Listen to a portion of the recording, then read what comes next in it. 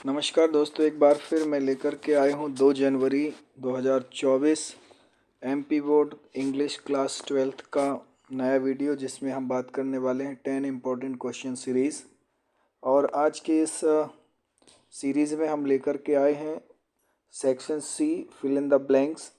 Section C में ही do as directed, और साथ ही section D Vistas book lesson on the face of it written by Susan Hill के chapter से लेकर के आए हैं हम। तो चलिए हम शुरू करते हैं हमारा आज का वीडियो। तो सबसे पहले हम देखते हैं हमारे वीडियो में फिल इन द ब्लैंक्स के कुछ इंपॉर्टेंट क्वेश्चंस हैं। पहला क्वेश्चन देखिए, the temple is dash middle of the river. अब हमको यहाँ पर देखना है कि प्रीपोजिशन ऑन, इन, इनटू या फिर एट आएगा। तो on the middle of the river, यहाँ पे क्या आएगा? On the middle of the river. The temple is on the middle of the river. आगे बढ़ते हैं। Suresh is dash boy who has got a place in the merit list. इसमें हमको देखिए आर्टिकल ए एन या फिर दा का यूज़ करना है, तो इसमें हम दा का यूज़ करेंगे। Suresh is the boy.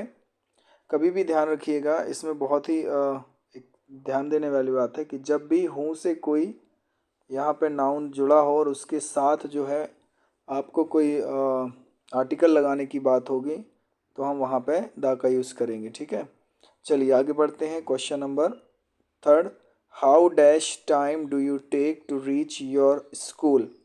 अभी हम यह देखेंगे हाउ के साथ, जब हाउ के तुरंत बाद यहाँ पे कोई ब्लैंक हो और उसमें एनी, मच या फिर मैनी का यूज़ करने के लिए आया हो, ये ऑप्शंस में हो, तो हम वहाँ पे दो चीज़ें ध्यान रखेंगे। पहला तो हमें ये देखना है कि हाउ के बाद जो ब्लैंक है उसके बाद यहाँ पे जिस भी शब्द का यूज़ किया गया है वो सिंगुलर है या फिर प्लूरल है। ठीक है ना। दूसरा, काउंटेबल है या फिर अनकाउंटेबल है। तो पहला तो हमें ये देखना है काउंटेबल है या फिर अनकाउंटेबल है। तो टाइम जो है अनकाउंटेबल है, और अनकाउंटेबल के साथ हमें मच का यूज़ करना होता है। अनकाउंटेबल के साथ हमें मच का यूज़ करना है, और काउंटेबल जिसको हम गिन सकते हैं, काउंटेबल नाउन है, तो उसके साथ हमें मैनी का यूज़ करना होता है। ठीक है, आगे बढ़ते हैं हम। How dash times have you visited. अब यहाँ पास देखेंगे हम कि यहाँ पे टाइम था और यहाँ पे टाइम्स है। तो जब हम देख रहे हैं कि यहाँ पे टाइम्स यानी एस लगा हुआ है, इसका मतलब ये है यहाँ पे समय को जो है प्लूरल फॉर्म में यूज़ किया गया है। ठीक है ना। और जब टाइम के साथ एस जुड़ जाए तो वो टाइम्स हो जाता है, और टाइम्स का मतलब फिर समय ना हो करके चांस हो जाता है। क्या हो जाता है? चांस। चांस का मतलब कितनी बार, कितने राउंड, है ना, ये चीज़ें होती हैं। कि how dash times have you visited, यानी कितनी बार आप शिमला गए हैं। तो कितनी बार, तो मैनी आएगा यहाँ पे, क्योंकि ये प्लूरल हो गया, तो यहाँ पे मैनी का यूज़ होगा। ठीक, आगे बढ़ते हैं। 4th है, I dash him for 10 years. No, is knowing या हैव नोन। अब यहाँ पे हमको देखना पड़ेगा कि हम यहाँ पे क्या लगा सकते हैं, कौन सी वर्ब का यूज़ कर सकते हैं। तो हम देखेंगे यहाँ पे कि I know him for 10 years, ये पॉसिबल नहीं लग रहा है। ठीक है ना। आगे देखते हैं, इज़ नोविंग तो आएगा ही नहीं, क्योंकि आई के साथ इज़ हेल्पिंग वर्ब का यूज़ नहीं होता है। तो आई के साथ हम किसका यूज़ करेंगे? हैव का यूज़ करेंगे। तो I have known him for 10 years. ठीक है, आगे बढ़ते हैं। डू एज डायरेक्टेड वाली एक्सरसाइज में। सो डू एज डायरेक्टेड की एक्सरसाइज देखिए, पहली क्या लिखी हुई है? That he will win the race seems realistic. अब यहाँ पे देखिए, ये अंडरलाइन जो सेंटेंस है ये पूछा जा रहा है आइडेंटिफाई अंडरलाइन क्लॉज। ये देखिए अंडरलाइन क्लॉज आइडेंटिफाई करने के लिए ये 1 नंबर का तो आना ही आना है। तो इसको बहुत अच्छे से कॉन्सेप्ट क्लियर कर लीजिए। अगर कोई कन्फ्यूज़न है, समझ में नहीं आता है और आप इसकी अलग से वीडियो चाहते हैं क्लॉज के ऊपर, तो प्लीज़ कमेंट अवश्य करिए। आपकी कमेंट और आपकी डिमांड के ऊपर ही हम जो है बाकी वीडियोस बनाने वाले हैं। तो चलिए अभी हम इसमें देख लेते हैं। That he will win the race seems realistic. यहाँ पे देखेंगे हमारी ये जो वर्ब है ये इसमें क्या कर रहा है, object subject of a verb का काम कर रहा है, इसलिए हम इसको क्या कहेंगे, नाउन क्लॉज कहेंगे। तो ये नाउन क्लॉज है। आगे देखते हैं। नेक्स्ट डू एज डायरेक्टेड है। If Rajesh does not act now he will loss everything.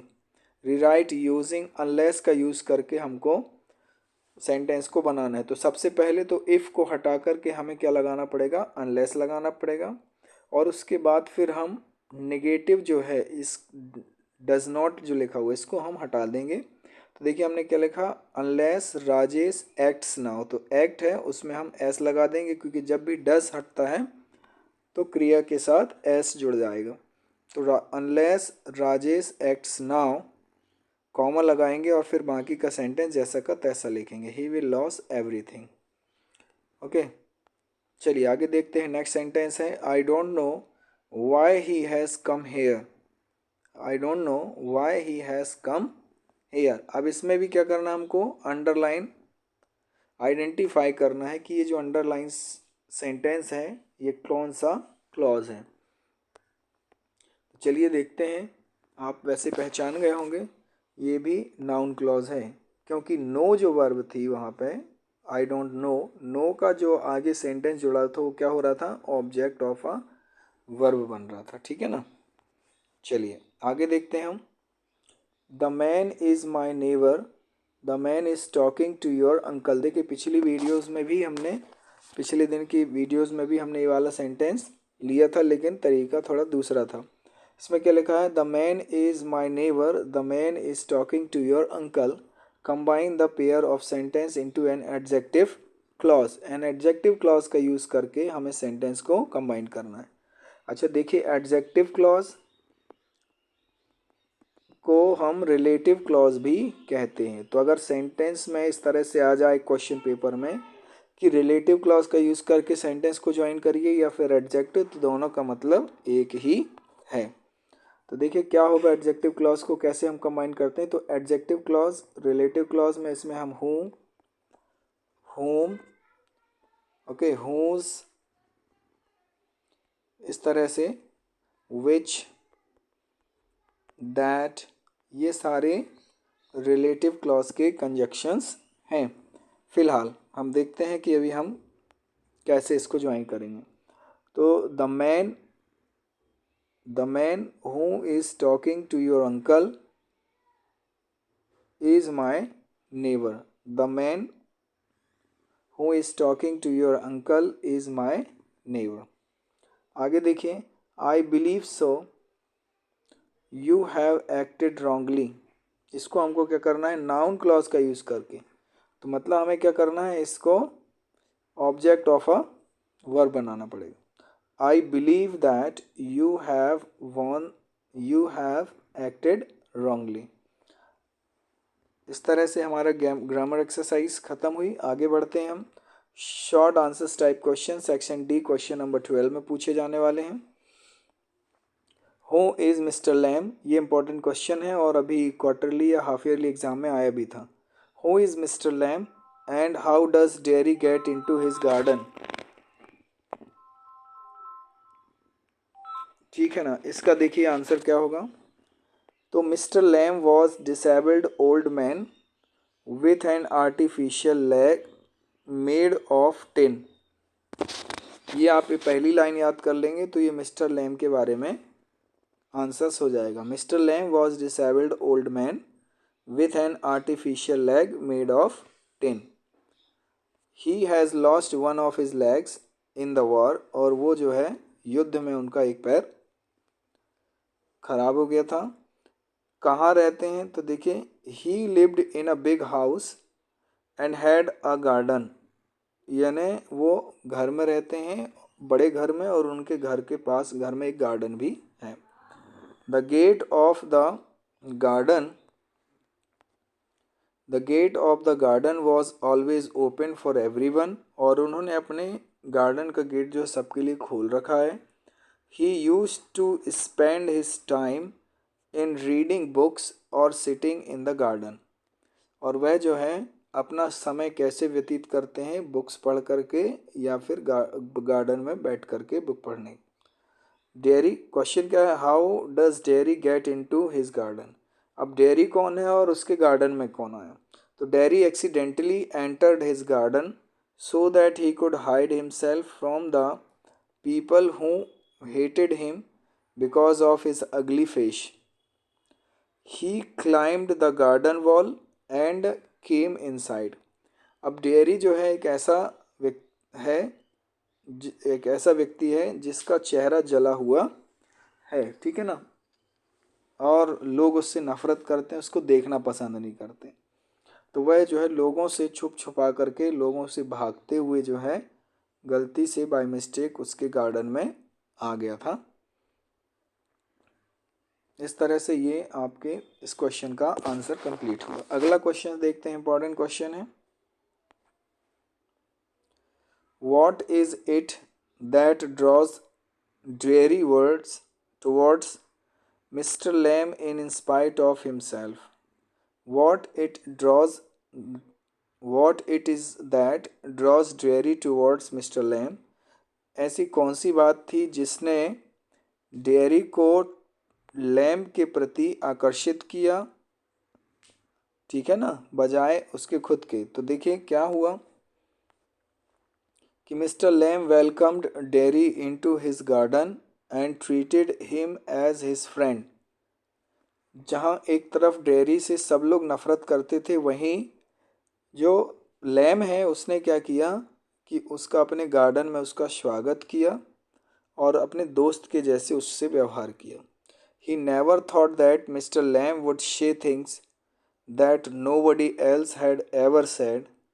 और डेयरी को विश्वास नहीं हुआ कि जब यहाँ संसार में ऐसे लोग भी हैं जो उससे बहुत नफरत करते हैं, और एक लैम है जो उससे बहुत अच्छे से बात कर रहा है। He filled Derry with confidence and new enthusiasm for life. He found Mister Lamb quite different from the other people. There were many other things that drew Derry towards Mister Lamb. और इस घटना के साथ साथ और भी कई ऐसी बातें थीं जिसने डेयरी को लैम की ओर आकर्षित होने के लिए मजबूर कर दिया। ठीक है, नेक्स्ट क्वेश्चन देखिए, why does Derry tell mister Lamb that he is afraid of seeing himself in the mirror in the story on the face of it. ये जो कहानी है on the face of it, Derry को लेकर के ही बनाई गई है। ओके, तो क्वेश्चन ये है कि डेयरी जो है मिस्टर लैम से क्यों बताता है कि उसको जो है अपनी शक्ल शीशे में देखने से भी डर लगता है। देखिए, Derry has burnt face due to acid had fallen on one side of his face. Acid जो है, एक बार एसिड उसके फेस की एक साइड गिर जाती है जिसके कारण से उसका चेहरा क्या हो जाता है, जल जाता है डेयरी का। ही लुक्ड अगली नाउ, और वह बहुत बदसूरत दिखने लगता है। ही अवॉइड्स टू मीट पीपल, और लोग उसको मिलने से यानी अवॉइड करते हैं, साथ ही वह भी लोगों से मिलना अवॉइड करने लगता है। Whenever he looks his face in the mirror, जब भी वह शीशे में अपना चेहरा देखता है, it looks terrible and very ugly, बहुत ही डरावना और बदसूरत दिखाई देता है। He suffers from complex and becomes withdrawn and defiant, इस तरह से वह जो है बहुत ही अपने आप से निराश और लोगों से भागता रहता है। अगला क्वेश्चन देखिए, long questions answer type question है। हमने यहाँ पे दो महत्वपूर्ण प्रश्न इस लेसन से लिए हैं। आगे देखते हैं, what does the fear of man who looked up himself in room according to the incident told by Lamb. What was the fear of the man who looked up himself in a room according to the incident told by Lamb? So there was a man who was afraid of everything. He always thought that a bus might run over him or a man might breathe badly jumps on him. A donkey might kick him to death, and so he locked him in a room and stayed there. A picture tell fell off as wall fell off the wall onto his head and killed him. Mr. Lamb gave this example to Derry to come to the mainstream of life. ये बात जो है Mr Lam ने dairy को बताई ताकि वह इस चीज़ को समझ करके और वास्तविक जीवन में जीने लगे। ठीक है ना। चलिए देखते हैं अगला और लास्ट क्वेश्चन है आज की हमारी इस वीडियो का, और इस क्वेश्चंस में हम देखने वाले हैं सेक्शन बी से 4 नंबर का एक क्वेश्चन है। You are Nandini Singh, a resident of Vijaynagar Indore. The streets in your area is not cleaned daily and garbage is lying everywhere. यानी आप इंदौर विजयनगर इंदौर की निवासी हैं, आपका नाम नंदिनी सिंह है और आपकी एरिया की जो गली है वहाँ पे रोज़ साफ़ सफाई नहीं होती, कचरा सड़कों में पड़ा रहता है। Write a letter to the head sanitation department of your area. यानी आपको जो है वहाँ पे साफ़ सफाई का जो हेड डिपार्टमेंट है आपके एरिया का, उसको एक पत्र लिखना है to take action in this matter, कि इस मैटर पर वो एक्शन लें। तो देखिए हम क्या कैसे करेंगे। हम सबसे पहले तो हमें क्या करना है, एड्रेस लिखना है साइड में। ठीक है ना। तो उम्मीद है कि आपसे ये बन जाएगा। हम देख लेते हैं एक बार किस तरह से हमने इसको लिखा है। सबसे पहले तो ऊपर हमको क्या करना है, एड्रेस लिखना है। तो एड्रेस हमने लिख लिया है। फिर हम लिखेंगे यहाँ पे डेट, और डेट के बाद हम लिखेंगे to the head sanitary department Indore. Subject हमारा क्या होगा, complaint against insanitary condition of locality. Insanitary मतलब गंदगी कहना चाहिए, एक प्रकार से साफ सफाई ना होना। आगे बढ़ते हैं हम। Dear sir, I would like to draw your kind attention to the dirty condition of our area या our locality. The condition of street is very poor. The streets is our the streets in our area is not cleaned daily and garbage is lying everywhere. Okay, the stagnant water creates pits and pools. It also gives rise to many diseases. The garbage emits foul smell in the atmosphere. अब देखिए आप सिर्फ ये 2 line भी लिख करके आप इस लेटर को कंप्लीट कर सकते हैं, और जितनी ज़्यादा से ज़्यादा हम डिटेल देंगे उतना हमारे लिए अच्छा है। अदरवाइज़ आप क्वेश्चंस को छोड़ करके तो आइए मत। ठीक है ना। इसके फॉर्मेट के बारे में हमने पिछली वीडियोस में भी चर्चा कर ली है, और फिर एक बार फिर कर लेते हैं कि जब भी हम कोई फॉर्मल लेटर लिखेंगे तो हमें सबसे पहले तो यहाँ पे एड्रेस लिखना है, फिर डेट लिखनी है। डेट के बाद फिर हमें जिसको पत्र लिख रहे हैं हम उसको लिखेंगे, उसके एड्रेस को लिखेंगे। फिर हम यहाँ पे लिखेंगे सब्जेक्ट। सब्जेक्ट के बाद हम सैल्यूटेशन की डियर सर, रिस्पेक्टेड सर। इसके बाद फिर हम अपनी बातें रखेंगे। तो इसमें इम्पोर्टेंट बातें रखना है, और उसके बाद लास्ट में हम अपना रिक्वेस्ट करना है जो भी बात है, और फिर हमको लिखना है थैंक यू योर फेथफुली। ये सब इस तरह से इस फॉर्मेट से हमको क्या करना है, लेटर लिखना है। ठीक है ना। अगर आपका ये सही है और ये सही है तो आपको इतना लिखने का आपको 2 नंबर मिलेगा, और 2 नंबर का ये मैसेज होता है। ठीक है ना, 2 नंबर का ये मैसेज हो जाएगा। तो हम देख लेते हैं कि हमको क्या करना है। ये इसको पढ़ना देखिए। I would like to draw your kind attention to the dirty condition of our locality, कि मैं आपका जो है हमारे लोकेलिटी के गंदगी की स्थिति ना की तरफ हम ध्यान आकर्षित करना चाहते हैं। The condition of streets is very poor, और हमारी गलियों की जो कंडीशन स्थिति है वो बहुत ख़राब है। The streets in our locality is not cleaned daily, रोज़ साफ़ नहीं होती है। गार्बेज इज़ लाइंग एवरीवेयर, कहीं पर भी कचरा पड़ा रहता है। बस यही चीज़ें हैं। ठीक है ना। अब इसके बाद हम यहाँ पास ये कंप्लीट कर सकते हैं। यदि ये लाइन भी याद हो जाए तो अच्छी बात है, अदरवाइज हम इस लिख सकते हैं, इसको चाहे तो लिख सकते हैं कि stagnant water creates pits and pools, और इससे क्या होता है, it also gives rise to many disease, इससे बहुत सारी बीमारियां भी होती हैं। I request you to take immediate steps against the insanitary conditions of our locality, यानी ये जो गंदगी है इसके खिलाफ है ना। बस हो गया, इस तरह से आपको ये लेटर लिखना है। उम्मीद है आपको ये वीडियो अच्छा लगा होगा।